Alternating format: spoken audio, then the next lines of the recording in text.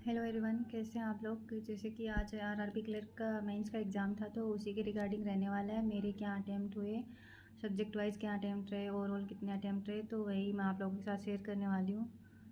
तो बात करें, सबसे पहले रीजनिंग सेक्शन ओपन हुआ तो रीजनिंग में मतलब पजल डुएबल थी सारी और ईजी था पेपर, मुझे ईजी लगा।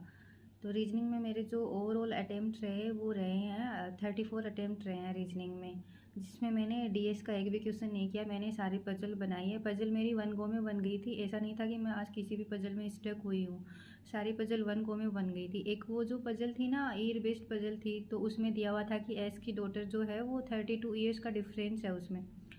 तो उसमें मैं कर रही थी कि पहले उनका 32 ईयर्स का डिफरेंस निकाल रही थी। जो उसकी एस की एज थी शायद 60 ईयर्स थी, तो उसमें मैं 32 निकाल के वो 28 कर रही थी, और फिर वो उसकी जो एज का जो मतलब उसका जो ईयर था ना उसमें ऐड कर रही थी। तो मेरा शायद 1992 आ रहा था, जो कि ऑप्शन में ही नहीं था। तो मुझे लगा कि वो मेरी पजल गलत बन गई है, तो मैंने फिर से चेक किया वहाँ पे। फिर मैंने उस क्वेश्चन को छोड़ दिया था।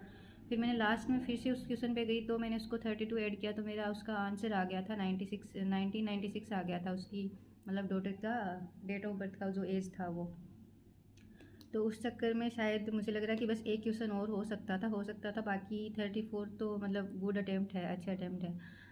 फिर कंप्यूटर ओपन हुआ तो हाँ, मतलब कंप्यूटर पीओ के कंपैरिजन में मुझे ये आज वाला जो कंप्यूटर का जो आया था वो मुझे इजी लगा, क्योंकि इसमें शॉर्टकट कीज भी दिए हुए थे और डुएबल था। तो उसमें कंप्यूटर में मैंने ओवरऑल अटैम्प्ट करे, कंप्यूटर में भी मैंने 34 अटैम्प्ट किए हैं। और उसके बाद जीए ओपन हुआ तो जीए तो एज़ यूजुअल मतलब वही आना है। उस पर आप मतलब यार उसको कितना ही पढ़ लो, चाहे ऐसे लगता है कि पढ़ा हुआ ही नहीं है, पता नहीं कहाँ से आया है। तो उसमें मेरे मतलब 9-10 क्वेश्चन तो ऐसे थे कि जो मुझे हाँ आते थे, तो मैंने वो किए।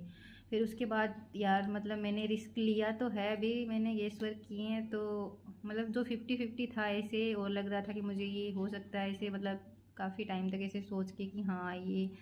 तो वैसे मैंने 17 अटेम्प्ट किए हैं जीए में। अब देखो कि क्या रहता है वो, कितनी एक्यूरेसी रहती है, कितने उनमें से सही होते हैं।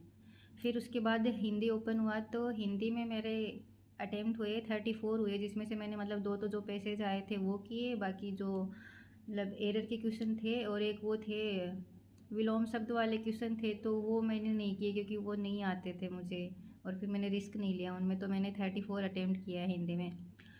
फिर क्वांट आया तो क्वांट में मतलब मैंने क्वांट में अप्रोक्सीमेशन किया है, वो जो था सिंप्लीफिकेशन था वो किया है मैंने।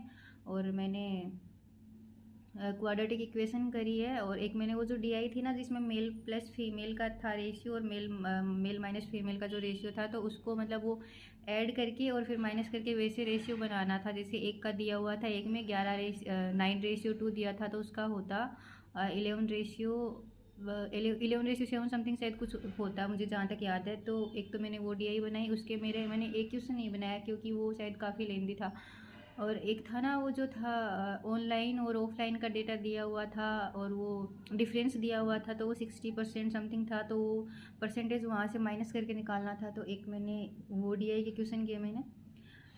और फिर लास्ट में मैंने मतलब वो जो लास्ट एक एक डीआई एक केसलेट आई थी, जिसमें ए बी सी का सोल्ड का और अनसोल्ड का डेटा दिया हुआ था, और जिसमें तीनों में मतलब जो ओवरऑल था वो 126 दिया हुआ था। उसका तो मुझे डेटा भी याद है। तो उसमें मेरे से गलती हुई, मैंने उसको सोल्व कर लिया और मेरे मतलब वैल्यूज़ भी आ गई, मैंने वहाँ पे पुट कर ली। और फिर जैसे ही मैं क्वेश्चन करने लगी तो मेरे आंसर मैच नहीं हुए। तो फिर मैंने फिर से चेक किया उसको, फिर से चेक किया, तो मेरी एक्स की वैल्यू वहाँ पे 11 आ रही थी, उसमें ए और बी में जो अनसोल्ड डेटा जो था वो जो कि इक्वल दिया हुआ था। फिर मैंने क्वेश्चन बनाए तो फिर भी मेरे मतलब क्वेश्चन सही नहीं वो मैच हुए। तो वहाँ पे मतलब उसमें मेरे 5 मिनट चले गए थे यार। तो उसमें मतलब मैं अगर वो केसलेट नहीं उठाती और अर्थमेटिक भी करती, तो बस 2-3 क्वेश्चन बन सकते थे वहाँ पे। तो वहाँ पे मुझे लग रहा है कि थोड़े से वो कम हुए। बाकी ओवरऑल जो मेरे क्वांट में अटेम्प्ट है वो 22 अटेम्प्ट हुए हैं। तो अगर वो केसलेट बन जाते तो बस 3 क्वेश्चन और हो सकते थे, 3 या 4 क्वेश्चन तो उतने हो जाते। बाकी मतलब ये जो टोटल ओवरऑल मिला के जो मेरा अटेम्प्ट हुआ है वो 141 रहा है। और अब देखते हैं रिजल्ट आता है तो क्या रहता है इसमें। बाकी आप लोग बताना आपके क्या अटेम्प्ट रहे और हाँ एक चीज़ यार, मतलब बताना राजस्थान में किसी का मतलब फर्स्ट शिफ्ट में भी पेपर था क्या? 2 शिफ्ट थी क्या राजस्थान में? क्योंकि मेरे जो फ्रेंड्स थे या फिर मैंने जिसको पूछा उनका तो मतलब सेकंड शिफ्ट में ही था, तो फर्स्ट में किसी का था नहीं। आप बताना अगर आपका हुआ हो तो, मतलब फर्स्ट शिफ्ट में किसी का पेपर हो तो बताना। और आप लोग भी अपने अटेम्प्ट शेयर करना कैसे क्या रहा, और बाकी देखते हैं आगे। Let's hope for the best कि रिज़ल्ट पॉजिटिव आए। Okay, thank you.